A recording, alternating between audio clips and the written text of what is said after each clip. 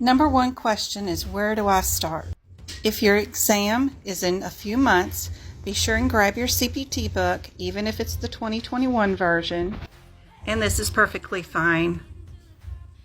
Please pause this to read. I am at the AAPC website. You can absolutely do all of this, including making and writing in examples.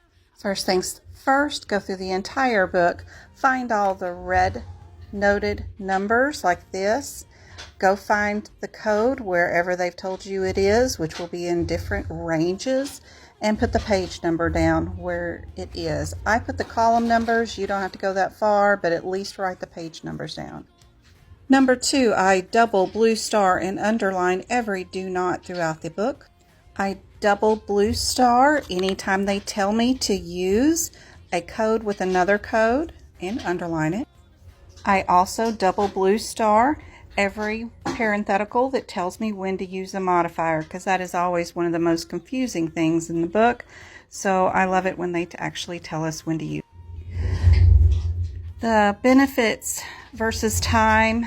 I don't bubble and do all that other stuff, but what I do is I highlight inside individual CPT codes if by chance, not all of them do, have a parentheses in the CPT code description. I highlight what is in the middle because those terms are showing up way more often in the CPT question than anything.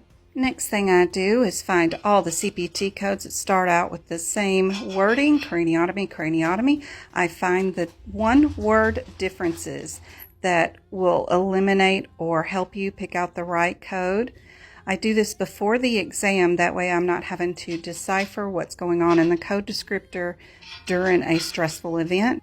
I write that difference down right underneath the CPT code. This is especially helpful when every single sentence is the same in multiple CPT codes and it takes you a long time before you find the one-word differences.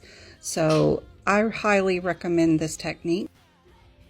I go a little far with drawing in some pictures, but what I recommend is going to the very beginning of every CPT section, finding your anatomy picture, Googling the function, and then writing in every single function of each body part that is listed here so you know what it does. Then I add the prefixes, suffixes, and root words around it. You don't have to do this, but I'll go into each CPT code and describe in layman's terms about what's going on in each one, but it is kind of helpful sometimes, but at least